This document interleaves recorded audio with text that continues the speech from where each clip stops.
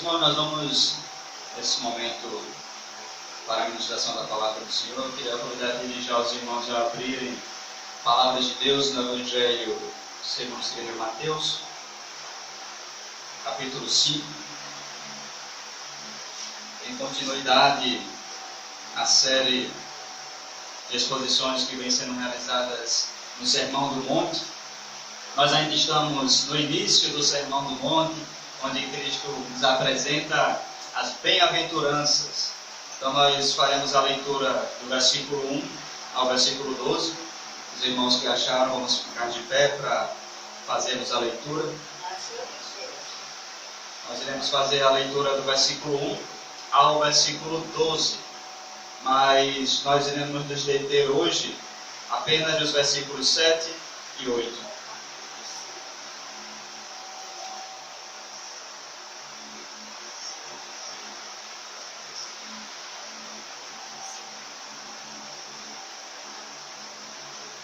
Amém. Diz assim: vendo Jesus as multidões, subiu ao monte e, como se assentasse, aproximaram-se os seus discípulos, e ele passou a ensiná-los, dizendo: bem-aventurados os humildes de espírito, porque deles é o reino dos céus. Bem-aventurados os que choram, porque serão consolados. Bem-aventurados os mansos, porque herdarão a terra. Bem-aventurados os que têm fome e sede de justiça, porque serão fartos. Bem-aventurados os misericordiosos, porque alcançarão misericórdia. Bem-aventurados os limpos de coração, porque verão a Deus. Bem-aventurados os pacificadores, porque serão chamados filhos de Deus.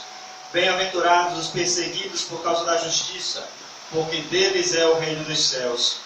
Bem-aventurados sois quando por minha causa vos injuriarem e vos perseguirem, e mentindo disserem todo mal contra vós. Regozijai-vos e exultai, porque é grande o vosso galardão nos céus, pois assim perseguiram os profetas que viveram antes de vós. Nós vamos fazer juntos a leitura só do versículo 7 e do versículo 8, que é a leitura que nós teremos como base na pregação de hoje. Vamos fazer juntos essa leitura? Versículo 7. Bem-aventurados os misericordiosos, porque alcançarão misericórdia. Bem-aventurados os limpos de coração, porque verão a Deus. Amém. Vamos orar. Santo Deus, amado Pai, graças te damos mais uma vez pela tua palavra, Deus. Nós estamos aqui, ó Deus, diante dela, para que possamos ouvir a tua voz falando a cada um de nós, ó Deus.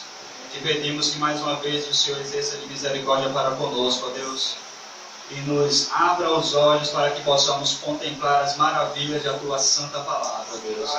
Que possamos enxergar aquilo que o Senhor deseja que nós enxerguemos, para que possamos mudar a nossa vida de acordo com o que é exigido na tua santa palavra, Deus. Que o Senhor nos ajude nessa noite. Essa é a oração que eu te faço. Em nome de Cristo. Amém. Amém. Para sentar, irmãos. Irmãos, que nós temos visto até aqui, durante essas bem-aventuranças, nós vimos até o versículo 6, as 4 primeiras bem-aventuranças de Cristo, e que Cristo falou para cada um de nós. É importante nós fazermos uma breve recapitulação daquilo que nós já vimos, apenas para que nós possamos nos contextualizar naquilo que iremos tratar hoje. As 4 primeiras bem-aventuranças que nós já vimos anteriormente têm a ver com a nossa relação diante de Deus. Essas 4 primeiras têm a ver com a nossa relação diante de Deus. Enquanto que as bem-aventuranças seguintes, a partir do versículo 7, tratam de nossa relação diante dos homens, né? Nossa relação entre os homens. E a primeira bem-aventurança de Cristo, no versículo 3, é: bem-aventurados os humildes de espírito, ou os pobres de espírito. E essa palavra pobre não diz respeito à nossa pobreza financeira, não diz respeito ao dinheiro, à nossa condição social, mas sim à nossa condição diante de Deus. Nós precisamos reconhecer que nós não temos nada em nós mesmos que nos faça ganhar crédito diante de Deus. Nós estamos em uma situação de pobreza, de miséria espiritual. Nós precisamos reconhecer isso para que sejamos bem-aventurados e para que possamos herdar o reino dos céus. Bem-aventurados os que choram. que parece que é contraditório, mas quando Cristo disse que nós somos bem-aventurados por chorar, Ele quis dizer a nossa contrição de espírito, que nós choramos por causa de nossos pecados. Nós reconhecemos que somos pecadores e nós devemos nos entristecer profundamente por causa de nossos pecados. E aí nós seremos consolados, o Senhor nos consolará. No final de todas as coisas, nós herdaremos o reino dos céus, onde Apocalipse diz que não haverá mais choro, nem dor, nem tristeza. Versículo 5, bem-aventurados os mansos, porque herdarão a terra. Apenas aqueles que reconhecem a sua pecaminosidade e que choram por causa dos seus pecados podem ser mansos. A mansidão não é uma virtude natural do homem, nós aprendemos com Cristo a sermos mansos. É o Espírito Santo que produz em nosso coração a mansidão, que é uma total submissão a Deus, que é, apesar das circunstâncias, nós não seremos murmuradores, nós não seremos reclamões, nós nos submeteremos à vontade do Senhor. Versículo 6, bem-aventurados que têm fome e sede de justiça. Esses que se submetem à vontade de Deus são os que têm fome, que estão desejosos por conhecer mais de Deus, por conhecer mais da sua palavra. E esses serão saciados, serão fartos. O Senhor nos promete a saciedade, porque nada que está nesse mundo pode satisfazer a nossa alma, apenas a palavra do Senhor, que é nosso alimento espiritual. E aqui, meus irmãos, nós entramos no texto de hoje, no versículo 7, que nos diz: bem-aventurados os misericordiosos, porque eles alcançarão misericórdia. E essa bem-aventurança não está aqui por acaso. Deus não falou bem-aventuranças assim de forma aleatória. Todas estão encadeadas, todas necessitam da anterior. Ele não poderia ter colocado, por exemplo, bem-aventurados os pobres de espírito lá no final das bem-aventuranças. Era necessário que estivesse em primeiro lugar, para nós reconhecermos primeiro a nossa condição diante de Deus. Só assim nós teremos as bem-aventuranças seguintes. Bem-aventurados os misericordiosos. Em primeiro lugar, nós precisamos saber o que é misericórdia. Mas antes disso, o que é que no tempo de Jesus as pessoas pensavam acerca da misericórdia? Nós temos que nos contextualizar, porque os judeus do tempo de Jesus eram extremamente orgulhosos. Eles não gostavam de exercer misericórdia. Eles eram pessoas cruéis com aqueles que não eram judeus. Eles exerciam misericórdia apenas com os seus irmãos judeus. Com esses eles exerciam misericórdia. Mas com aqueles que não eram judeus, eles não se sentiam na obrigação e na responsabilidade de exercer misericórdia. Por isso que eles eram cruéis. E quando eles exerciam misericórdia, era também esperando que no futuro, essa pessoa a quem ele exerceu misericórdia, também fosse misericordioso com ele. Era apenas esperando algo em troca. Por isso eles exerciam a misericórdia. E outro público que estava presente aqui no sermão de Cristo, no sermão de Jesus, eram os romanos. Eu falei aos irmãos aqui em outro momento, em outra ocasião, que Israel nesse período era uma província romana. Roma havia tomado conta de Israel. Então haviam romanos ali também ouvindo o sermão de Jesus. Mas os romanos não eram nem um pouco misericordiosos. Na verdade, eles eram extremamente cruéis. Inclusive ao ponto de considerar a misericórdia uma fraqueza humana. Porque Roma valorizava muito a força do homem, a força viril, a coragem. E eles eram cruéis por isso. Eles não exerciam misericórdia. E na atualidade, existem pessoas que também pensam dessa mesma forma. Pessoas que não se sentem na responsabilidade ou na obrigação de exercer misericórdia com o seu próximo, porque acreditam que se essa pessoa está precisando de algo, é porque ela merece estar nessa condição em que ela está. Por outro lado, existem aquelas outras pessoas iguais aos judeus que vão exercer de misericórdia apenas com aquelas pessoas que são mais próximas dele. As pessoas de seu convívio familiar ou de seu convívio mais íntimo, mas não querem exercer de misericórdia com pessoas que não conhecem. E existem também aqueles que são bastante otimistas, que dizem que nós devemos exercer a misericórdia com todos, mas apenas esperando que essa misericórdia produza na pessoa o desejo de também exercer misericórdia, para que as assim nós possamos ter um mundo melhor. As pessoas vão seguir o nosso exemplo, mas isso, infelizmente, não é uma realidade que pode ser alcançada por nossos esforços, irmãos. Porque o que a palavra de Deus nos diz é que o problema do homem não está em ele não ter um exemplo a que seguir, mas sim no seu coração. A misericórdia não é uma virtude natural. A misericórdia ela só pode ser produzida pelo Espírito Santo, pela ação do Espírito Santo em nosso coração. Por isso, meus irmãos, pensar dessa forma é até um pouco de ingenuidade, porque a nossa natureza natural é corrompida pelo pecado. Em sua natureza, o homem é mau, egoísta, incapaz de exercer misericórdia. Somente com um novo coração, nós conseguiremos exercer a misericórdia.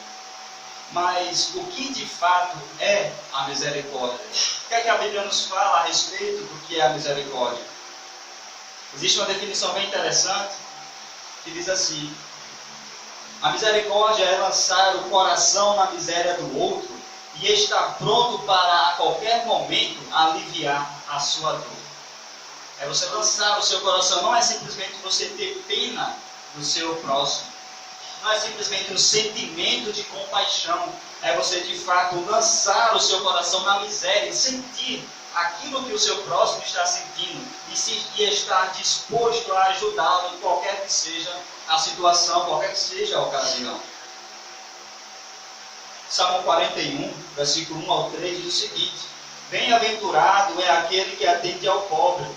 O Senhor o livrará no dia do mal. O Senhor o livrará e o conservará em vida. Será abençoado na terra, e tu não o entregarás à vontade de seus inimigos. O Senhor a sustentará no leito da enfermidade. Tu o restaurarás tu o restaurarás da sua cama de doença. Então esse conceito de misericórdia que Jesus apresenta aqui no Sermão do Monte, ele vai contra todas as virtudes que eram exaltadas na época de Jesus. Por isso que as pessoas se tornaram tão furiosas contra o ensinamento de Cristo. Se tornaram tão furiosas contra aquilo que ele estava pregando, porque ele ia de encontro aos seus corações. Os judeus exerciam misericórdia apenas com o seu próximo. No caso, o próximo, seu judeu. Aqueles que também eram judeus. E a parábola do bom samaritano, ela foi contada justamente para corrigir esse erro que os judeus tinham em seu coração. Vamos olhar essa parábola mais devagar. Vou pedir para os irmãos abrirem lá, só para a gente ganhar um pouco mais de tempo. O intérprete da lei, no caso, havia questionado a Jesus a respeito da salvação. Ele chegou para Jesus e questionou: o que eu tenho que fazer para ser salvo? O que é que eu preciso fazer? E aí Jesus olhou para ele: você é o intérprete da lei. O que é que a lei diz? O que é que a palavra diz? Ele falou: eu tenho que amar a Deus acima de tudo e amar o meu próximo como a mim mesmo. E Jesus falou: você está certo, faça isso e você viverá. Mas aquele intérprete da lei, para tentar se justificar diante de Cristo, lançou uma pergunta: mas quem é o meu próximo? Porque para os judeus o seu próximo era apenas o seu irmão judeu. Então ele pergunta: quem é o meu próximo? Então Cristo naquele momento usou a figura de um samaritano para contar essa parábola para ele. Por quê? O samaritano era um povo que era mais odiado pelos judeus. Porque o samaritano não era um judeu puro, era um judeu que era misturado com outros povos, outras raças. Não era um judeu puro sangue. Então eles odiavam os judeus porque eles tinham outro local de adoração.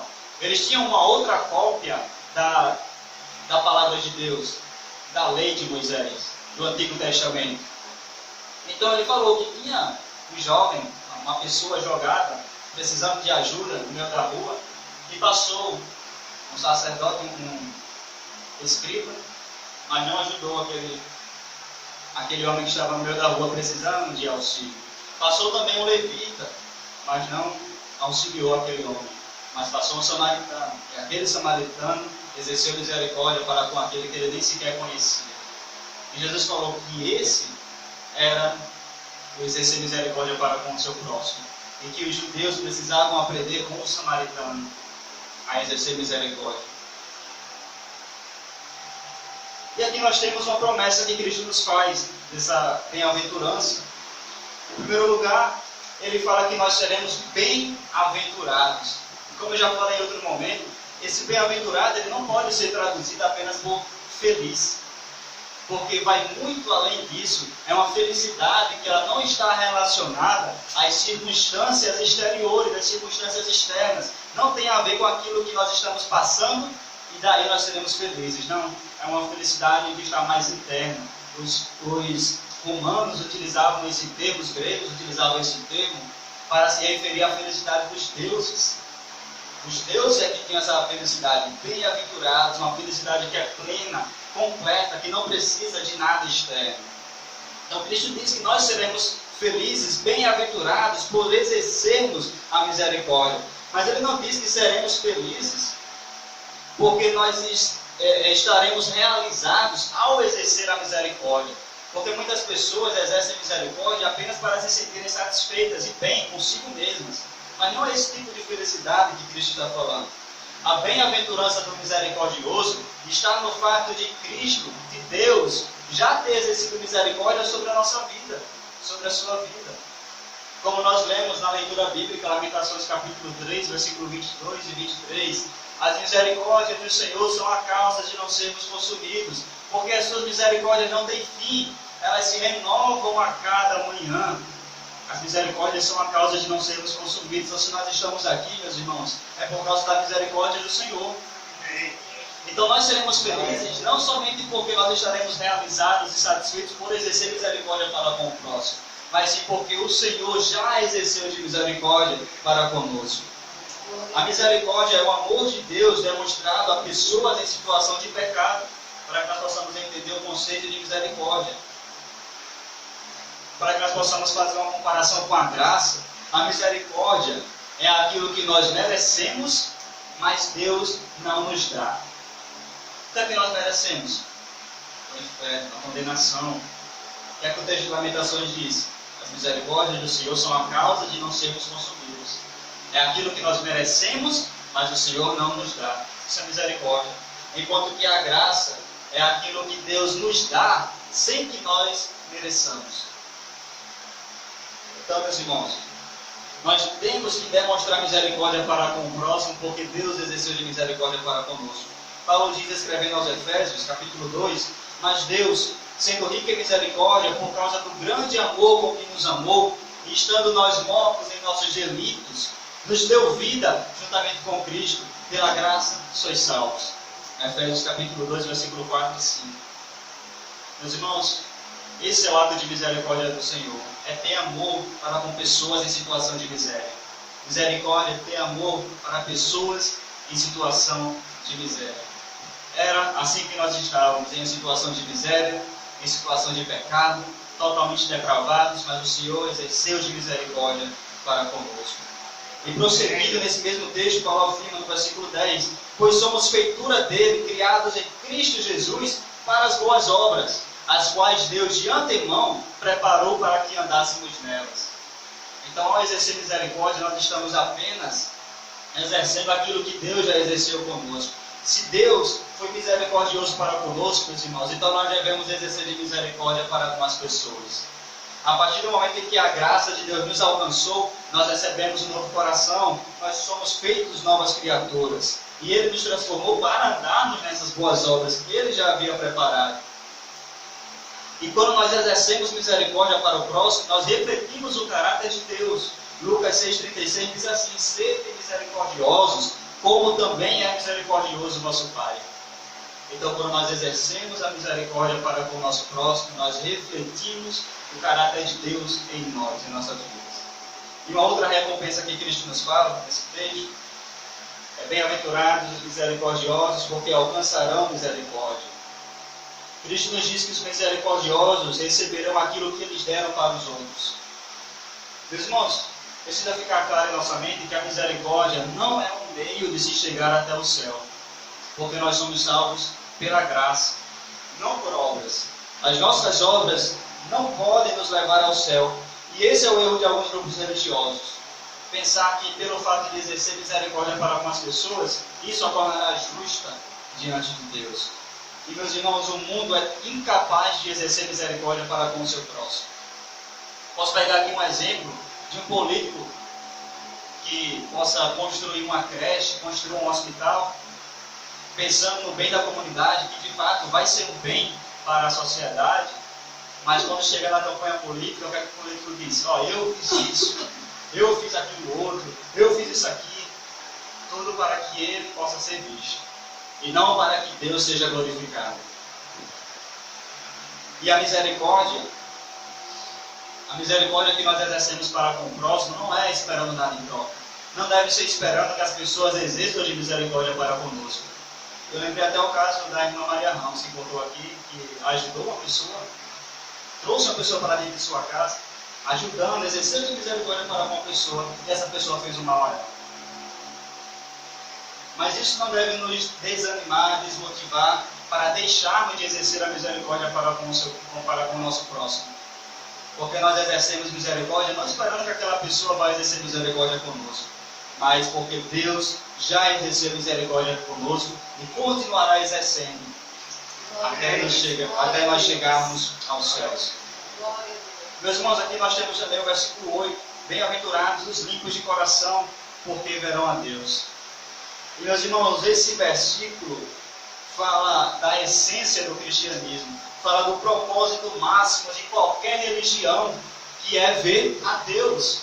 O propósito máximo de qualquer religião que você encontre nesse mundo é chegar até o Deus. Por mais que seja um outro tipo de Deus, não o nosso, mas é chegar até Ele. Esse é o significado de religião.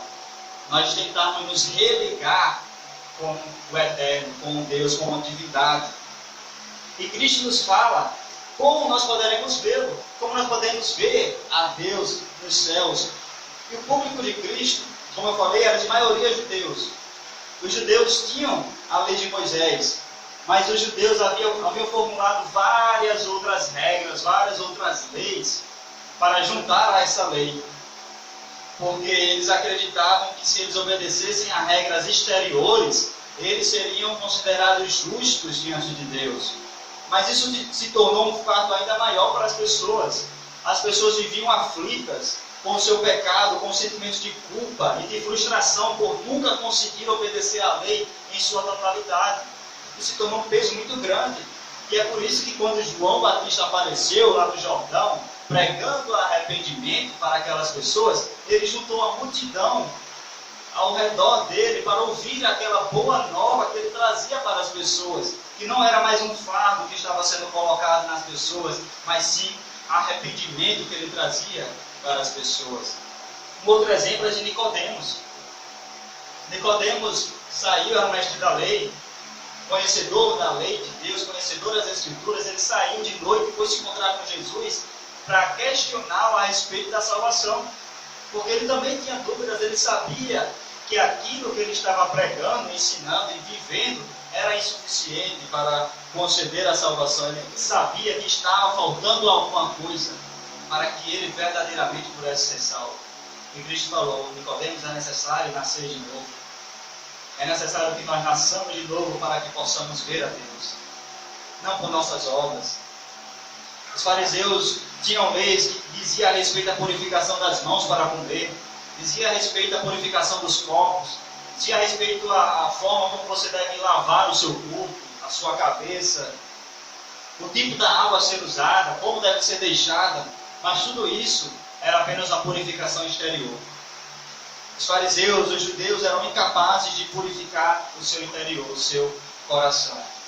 Deus exige de nós não uma purificação exterior, mas sim uma purificação interior, porque a começar do nosso interior, nós evidenciaremos essa purificação para o nosso interior. Mas quem pode purificar o nosso coração? Quando nós lemos as Escrituras, nós encontramos um grande problema para a humanidade, para o homem. O profeta Abacuque, por exemplo, lá no capítulo 1, versículo 13, vai nos dizer que os olhos do Senhor são tão puros que são incapazes, que eles não podem contemplar o mal, não podem contemplar aquilo que é mal. E o profeta Isaías, quando olhou, teve a visão, a revelação de Deus e contemplou a majestade de Deus, Isaías exclamou: ai de mim que vou perecendo, pois sou um homem de lábios impuros e habito no meio de um povo de impuros lábios. Os meus olhos viram o Rei, o Senhor dos exércitos. Isaías sabia da condição do seu coração. Isaías sabia que o seu coração era pecador. Isaías sabia que o seu coração era mau, que ele não era santo, e que ele era indigno de estar na presença de Deus. E que ele, por isso, merecia a morte. E todos nós, meus irmãos, todos nós somos pecadores, todos nós temos um coração corrupto, um coração que é inclinado para o mal. Jeremias 17:9 vai dizer: enganoso é o coração mais do que todas as coisas, e desesperadamente corrupto, quem o conhecerá? Essa é a nossa realidade, essa é a realidade do nosso coração. Mateus capítulo 15, versículo 19, Cristo diz: porque do coração procedem maus desígnios, homicídios, adultérios, prostituição, furtos, falsos testemunhos, blasfêmias. Como então nós poderemos ver a Deus tendo esse coração? Como nós poderemos ver a Deus? Esse é o problema do homem. Mas, meus irmãos, a palavra de Deus também nos oferece uma solução para esse problema do nosso coração corrupto, do nosso coração mau, do nosso coração que é pecador. Nós precisamos entender o que é a pureza que Cristo está falando aqui nesse momento. A palavra usada por Cristo para indicar a pureza era uma palavra que era usada para designar uma roupa suja que foi lavada, ou ainda o ouro puro, já sem escória, depois de passar por todo aquele processo de purificação que vai ao fogo e retira toda a sujeira e deixa o ouro completamente puro. Essa foi a palavra usada por Cristo. E a palavra coração, que ele fala, os limpos de coração, os puros de coração, não significa apenas a nossa mente e sentimentos, mas o homem em sua totalidade, ou seja, os pensamentos, emoções, motivações, desejos e as nossas vontades. O nosso agir significa o homem em sua totalidade. E o resultado da misericórdia de Deus, que Ele já exerceu com cada um de nós, meus irmãos, é um coração transformado. É que nós receberemos um coração puro, um coração limpo diante de Deus. Na cruz do Calvário, Cristo não levou apenas as nossas culpas pelo nosso pecado, mas Ele de fato levou os nossos pecados. E Cristo, em sua oração sacerdotal, lá em João 17:17, ele fala, orando a Deus ao nosso respeito, ele diz: santifica-os na verdade, a tua palavra é a verdade. Meus irmãos, quando Cristo na cruz do Calvário levou os nossos pecados, isso significa que nós agora já podemos nos apresentar diante de Deus. Nós sabemos que ainda somos pecadores, mas estamos num processo chamado de santificação. E cada dia mais nosso coração vai se tornando mais puro, mais limpo, cada dia mais. Mas nós sabemos que pelo ato de Cristo na cruz do Calvário, Ele nos declarou justos. Isso é um ato, meus irmãos. E agora nós temos a possibilidade de entrar no trono da graça de Deus. Nós temos a possibilidade de ver a Deus pela obra de Cristo na cruz do Calvário. O fato de nós termos crido em Cristo é resultado desse novo coração que Ele nos deu. Os profetas Jeremias, Ezequiel, todos apontaram para a nova aliança e falaram que Deus retiraria o nosso coração de pedra e nos daria um coração de carne, disposto a obedecer ao Senhor. E é por isso que nós cremos em Deus. É por isso que hoje você crê em Cristo, você entregou a sua vida a Ele, porque Ele transformou o seu coração. E você agora pode crer em Cristo. E o resultado disso é que o nosso coração foi purificado pelo sangue do Senhor. E isso será evidenciado por nossas atitudes. Nós cantamos aqui, depois da ceia do Senhor, alvo mais que a neve. O sangue de Jesus nos torna alvos, brancos, mais brancos do que a neve. Isso significa que Ele nos transformou em pessoas puras. Ele purificou os nossos corações. E, meus irmãos,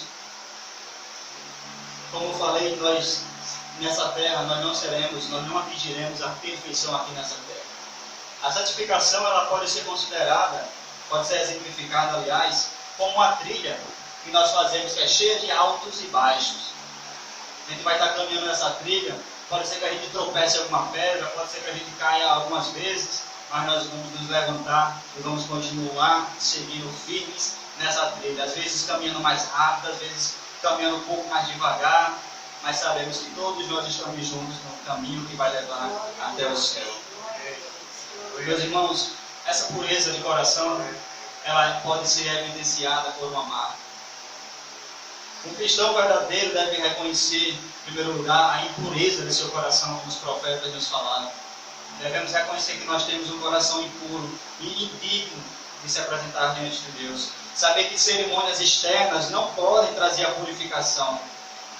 E um cristão deve orar como o publicano da parábola contada por Cristo. Vamos abrir Lucas, capítulo 18, versículo 9 a 14. Lucas, capítulo 18, versículo 9 a 14. Diz assim: propôs também essa parábola a alguns que confiavam em si mesmos por se considerarem justos e desprezavam os outros. 2 homens subiram ao templo com o propósito de orar, um fariseu e outro publicano. O fariseu, posto em pé, orava de si para si mesmo desta forma: ó Deus, graças te dou, porque não sou como os demais homens roubadores, injustos e adúlteros, nem ainda como este publicano. Jejuo 2 vezes por semana e dou o dízimo de tudo quanto ganho.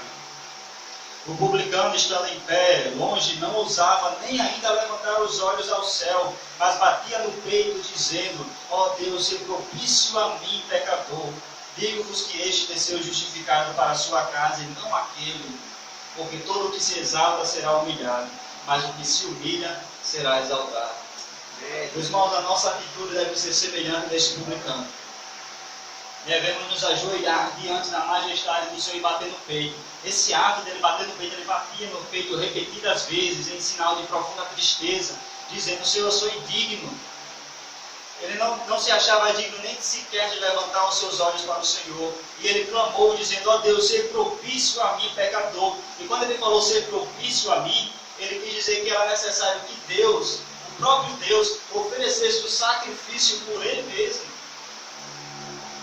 para que ele pudesse se apresentar diante de Deus. Porque se esse pecador fosse apresentar um sacrifício a Deus, ele sabia que por ele ser pecador, até o sacrifício que ele ofereceria seria manchado pelo pecado, seria manchado por causa da sua impureza.